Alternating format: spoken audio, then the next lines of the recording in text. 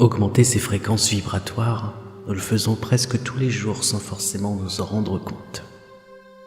Nous le faisons quand nous rions, quand nous dansons, quand nous apprécions dans l'instant présent nos interactions avec les personnes que nous aimons.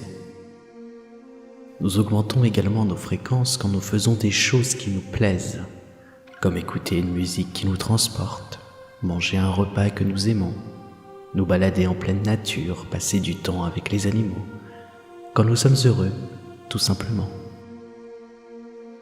Dans notre vie quotidienne, il nous arrive au moins une fois par jour d'augmenter nos fréquences. La véritable question ne réside pas vraiment sur comment augmenter nos fréquences, mais plutôt sur comment les stabiliser, du moins ne pas être en dessous d'un certain niveau vibratoire.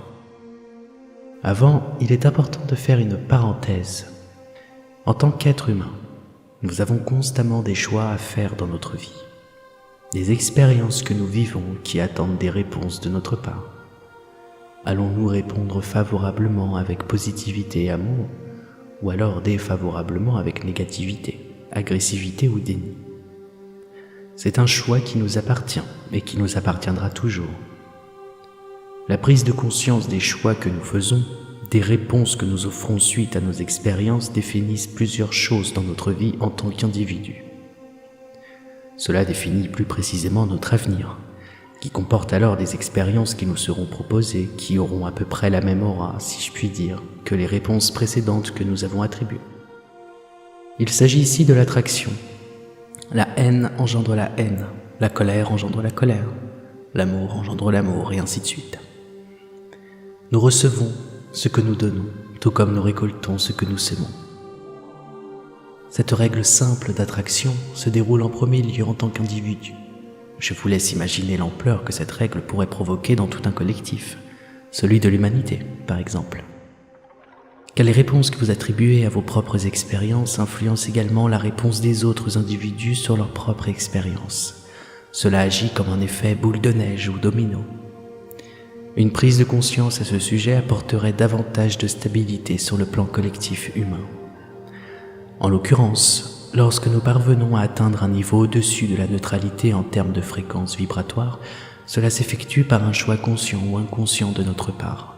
Le choix d'augmenter nos fréquences, de vivre notre vie de façon plus harmonieuse, d'être en paix, qui consiste simplement à vivre la paix, à l'expérimenter pleinement, voire à l'incarner totalement. L'univers nous offre ce choix d'augmenter nos fréquences pour vivre la vie d'une façon plus juste et plus équilibrée. Généralement suite à des expériences que nous avons vécues et qui ont engendré beaucoup de souffrance en nous et beaucoup de remises en question. Dès l'instant où nous recevons cette envie d'augmenter nos fréquences, c'est que nous avons déjà commencé un processus très important en nous. L'appel intérieur, le processus de la transcendance émotionnelle, plus souvent connu sous le nom de la nuit noire de l'âme. Souvent très mal accueilli chez les humains en quête de spiritualité. Les émotions se retrouvent instables. Dépression, fatigue émotionnelle, le passé qui refait surface dans notre esprit et qui nous hante. C'est très désagréable lorsque l'on expérimente cette nuit noire de l'âme, qui n'est rien de plus qu'une transition. Une transition qui nous transforme et qui met en lumière un aspect plus pur et plus authentique de notre être véritable. Un aspect de notre existence qui se rapproche incontestablement de ce que nous sommes vraiment.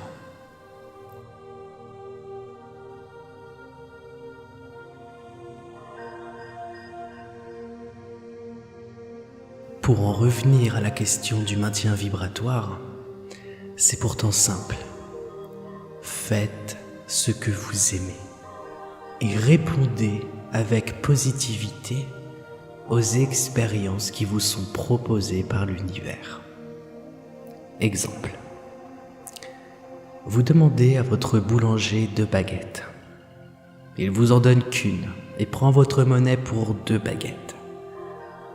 Vous prenez ça pour un vol et vous commencez à interagir avec lui avec négativité pour qu'il s'empresse de vous donner votre 2e baguette et pour qu'il comprenne avec culpabilité l'oubli qu'il a fait à votre égard. À ce moment-là, vous répondez à cette expérience de façon négative, en faisant ressentir à votre prochain de la culpabilité. tandis que vous vivez à ce moment-là votre expérience comme un vol. Vous envoyez à ce moment-là un signal, culpabilité et vol, ce qui est compris comme étant négatif. Vous serez alors beaucoup plus sujet à vivre davantage de vol et de culpabilité suite au choix que vous aurez fait face à de nouvelles expériences, ce qui ne vous élèvera pas et qui n'élèvera pas non plus votre prochain. Tandis que si vous aviez répondu favorablement à cette expérience, en demandant gentiment à votre boulanger sans lui faire ressentir la moindre culpabilité, qu'il a oublié votre deuxième baguette et que vous avez payé pour 2 baguettes, que va-t-il faire ? Il vous donnera votre deuxième baguette en rigolant de cet oubli, idéalement, rire de ce qui peut être interprété comme étant un échec. Et vous verrez qu'au fur et à mesure dans votre vie, vous aurez de plus en plus d'expériences qui auront des issues qui apporteront du rire face aux échecs et de la compassion à votre égard. Ce qui va vous élever et qui élèvera votre prochain, puisque le rire et la compassion sont compris comme étant positifs et de grands pouvoirs. Vous êtes totalement responsable de vos propres choix.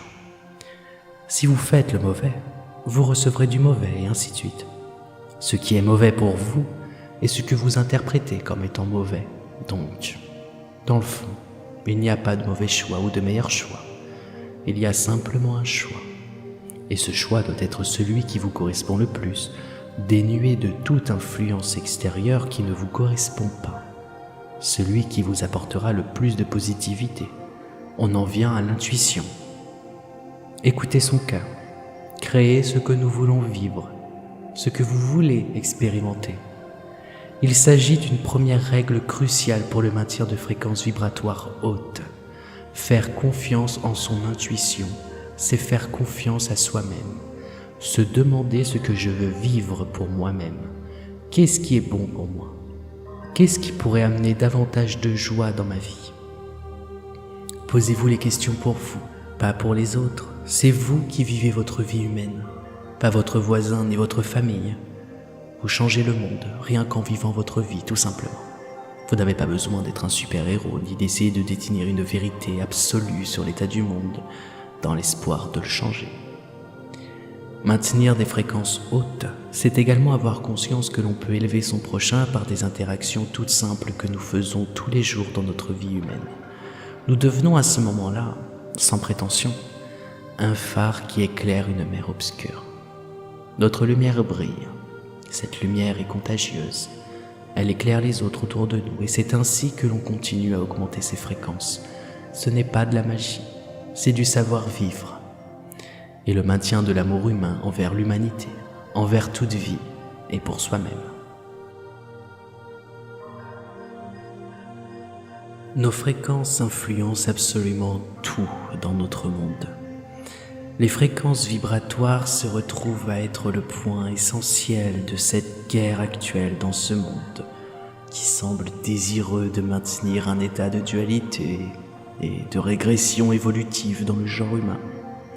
Des êtres humains qui augmentent leurs fréquences vibratoires sont des humains qui deviennent souverains d'eux-mêmes.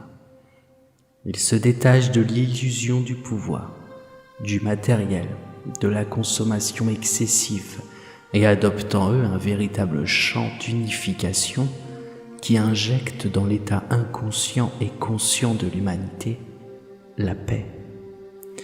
Un monde vibrant et expérimentant la paix est un monde qui s'harmonise, dans lequel la dualité n'est plus, ce qui n'est absolument pas arrangeant pour ceux désirant maintenir le pouvoir sur les autres et user de leur emprise sur autrui. Cela peut tout à fait être observable avant 2020. Étant hypersensible, je sentais que nous allions vers un monde moins négatif qui se rapprochait davantage vers ce que nous appelons l'âge d'or de l'humanité. La structure même de la ligne de temps collective s'est retrouvée modifiée par l'injection négative de peur, de maladie et désormais de guerre. Ce qui a créé à partir de 2020 une nouvelle ligne de temps dans laquelle nous sommes et qui ne nous convient pas. Les effets indésirables sont nombreux, notamment des angoisses qui atteignent des sommets allant jusqu'à l'extrême dans notre psyché, de la fatigue excessive, des peurs persistantes et un inconfort dans notre propre réalité, comme si nous nous trouvions entre deux mondes. Cela a officialisé une guerre vibratoire entre les humains désireux de maintenir le pouvoir sur autrui contre ceux qui se dirigeaient vers des fréquences harmonieuses pour l'équité, la paix collective et qui s'harmonisait avec l'amour christique. Telle est la véritable guerre actuelle dans notre monde. Néanmoins, en ressentant les énergies actuelles, je parviens à visualiser une ouverture favorable en mars 2023. La ligne de temps négative collective se retrouve interceptée par celle d'avant 2020. Une fois l'ancienne ligne de temps synchronisée dans laquelle nous allons nous ancrer, l'espoir renaîtra et le processus fréquentiel supérieur sera de retour. Je tiens à préciser que cela est purement ce que je ressens. Je n'affirme rien, je ne confirme rien. C'est ce que je pense, ce que je ressens, c'est tout. Je le partage. Pour en revenir aux fréquences, il est important de maintenir un état d'esprit de joie et de paix. Cela influence le monde dans le présent et modifie l'avenir collectif. Et il n'y a que de cette façon que la guerre sera remportée, si je puis dire cela ainsi. Il est vrai qu'actuellement cela semble difficile et pour certains fatigant. Comme je l'ai expliqué, notre présent actuel ne permet pas vraiment de tels états d'esprit joyeux et harmonieux. Cela se retrouve immédiatement intercepté et percuté par des événements qui m'échappent, notamment par certaines créatures venant du bas astral, qui injectent cauchemars et peurs extrêmes pouvant parfois conduire jusqu'à des troubles obsessionnels compulsifs que vous n'aviez pas avant, sensations de folie, voire des troubles physiques, notamment au niveau de l'appareil digestif, centre des émotions. L'importance actuelle requiert de ne pas sombrer dans la panique ou dans la paranoïa et de faire le point en soi. Libérer ses émotions, en parler, ne rien refouler ni renier. Libérez en vous ce qui doit être libéré. Si vous êtes seul, parlez à vous-même. Il n'y a aucune honte à cela. Se parler à soi-même, c'est se considérer. Pour le moment, c'est tout ce que je peux dire concernant les fréquences vibratoires. Il y a encore de nombreux aspects à débattre, mais pour l'heure, je pense qu'il est plus important que tout le reste de mettre un point d'honneur sur le maintien de la stabilité émotionnelle individuelle. Quand nous parlons de ligne de temps, nous parlons de vibration, de manifestation, d'émotions et d'expériences inédites. En effet, vous vivez ce que vous vibrez. Si vous vibrez la peur et si vous l'expérimentez en la manifestant de différentes façons, notamment par des pensées et des craintes, il est assez approprié de supposer que votre ligne de temps actuelle, en tant qu'individu, vous fera vibrer davantage la peur et vous proposera des expériences, soit pour expérimenter davantage la peur, soit des expériences pour vous permettre de surmonter vos peurs. Tout dépend de votre expérience personnelle sur Terre et de ce que souhaite expérimenter votre âme.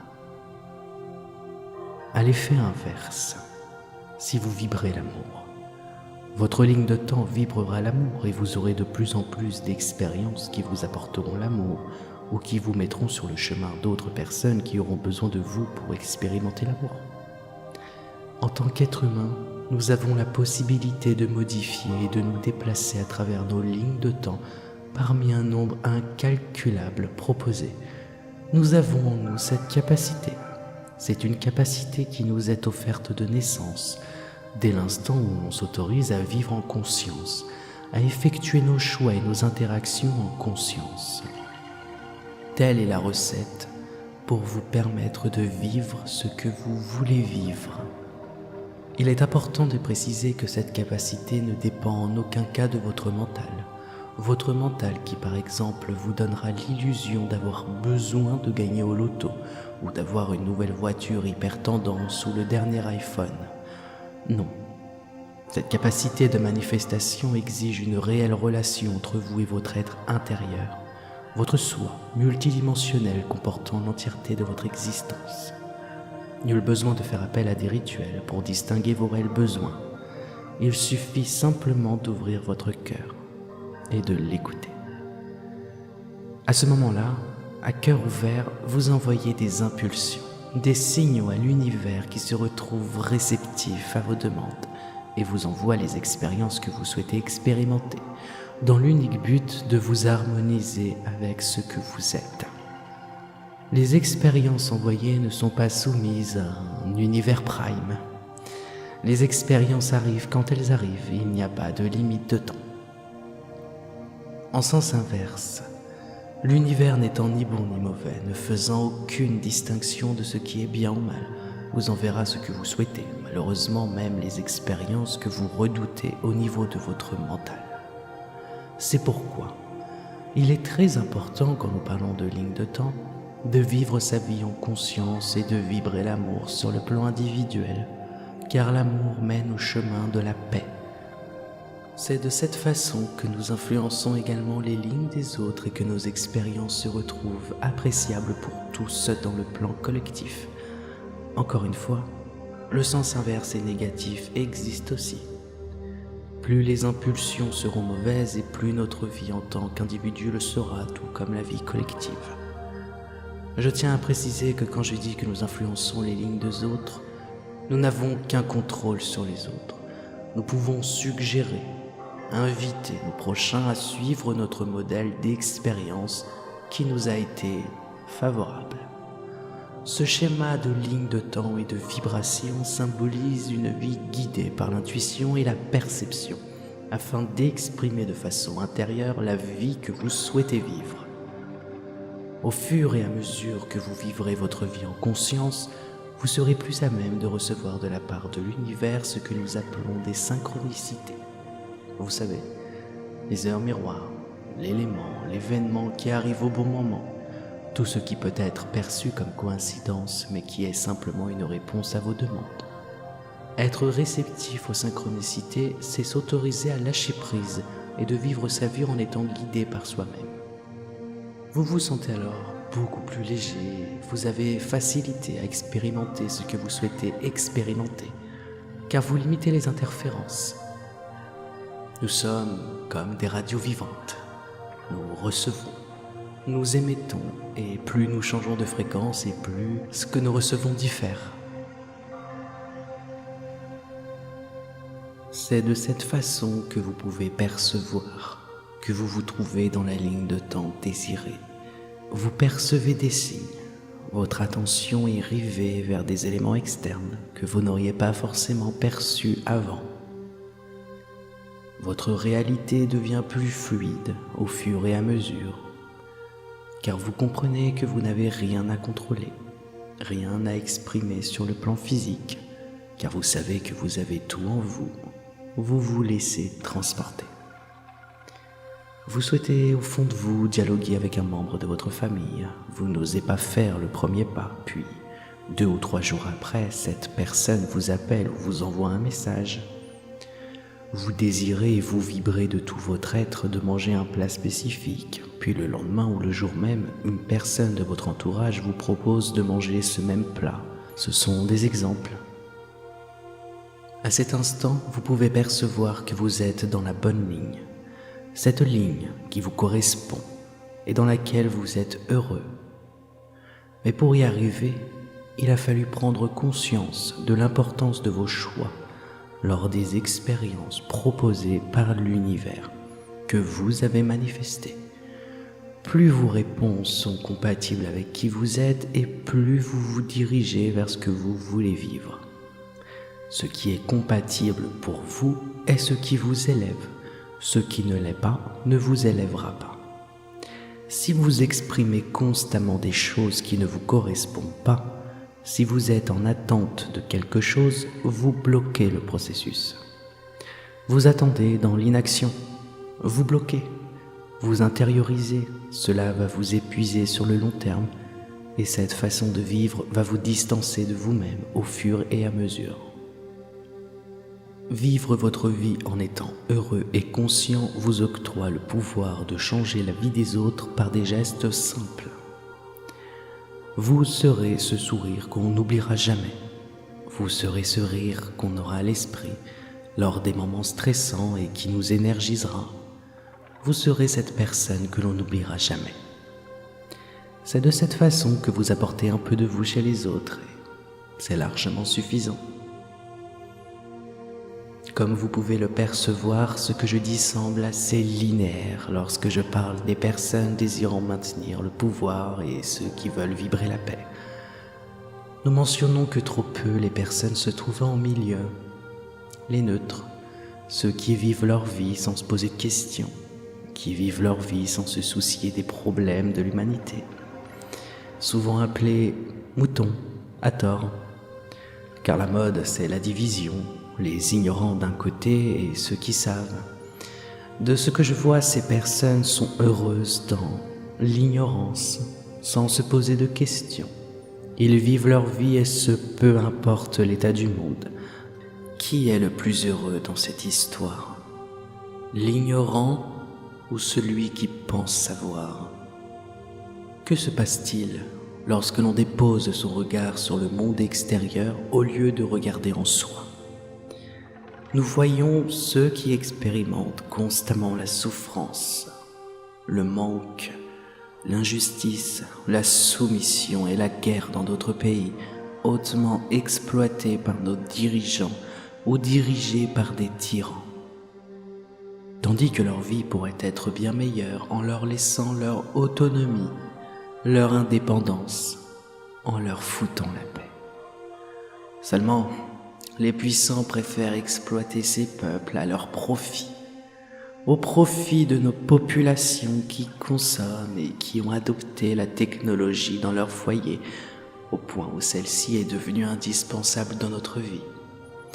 Vous comprenez, nous ne pouvons pas changer ce monde. Le monde est tel qu'il est. Oui, il est injuste et non équitable, mais l'humanité a choisi l'évolution technologique en majorité.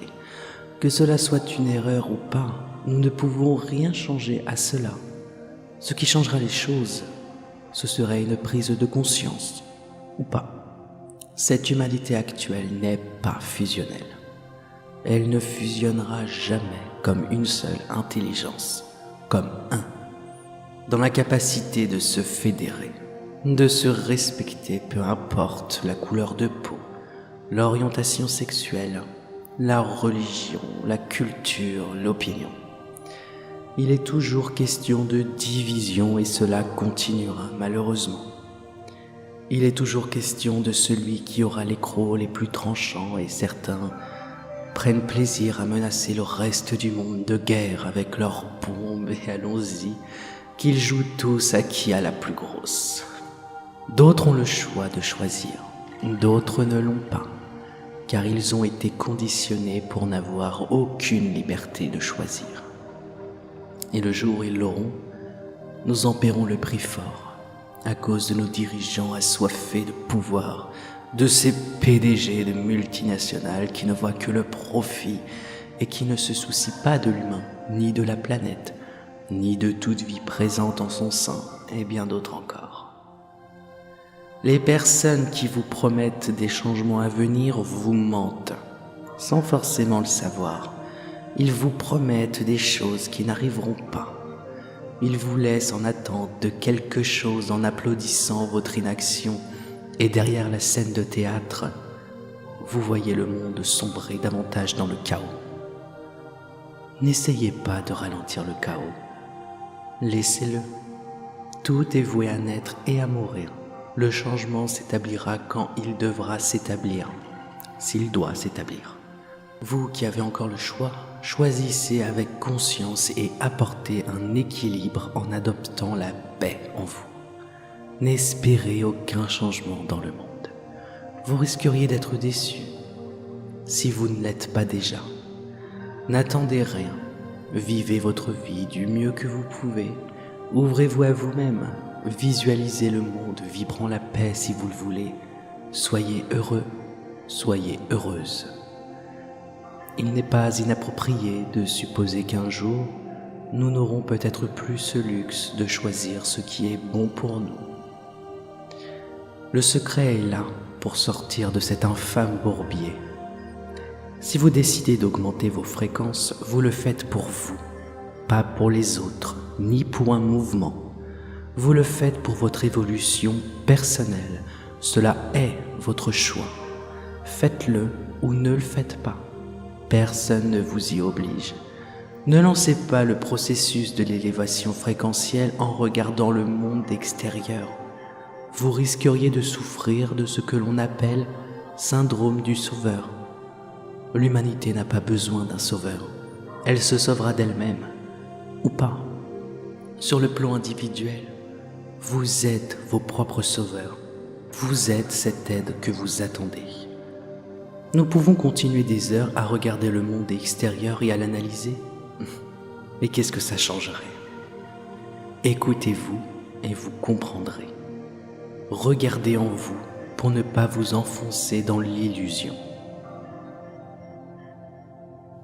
Mesdames, messieurs, ça m'a fait plaisir de pouvoir vous exprimer mon avis et d'avoir assouvi par la même occasion ma soif de discussion en monologuant sur les fréquences vibratoires. Que cela résonne ou pas, je vous remercie sincèrement de m'avoir écouté. Je vous souhaite une bonne journée et une bonne soirée. Je remercie également Jean d'avoir accepté de publier ma narration dans sa chaîne. Je vous dis à très bientôt. Au revoir.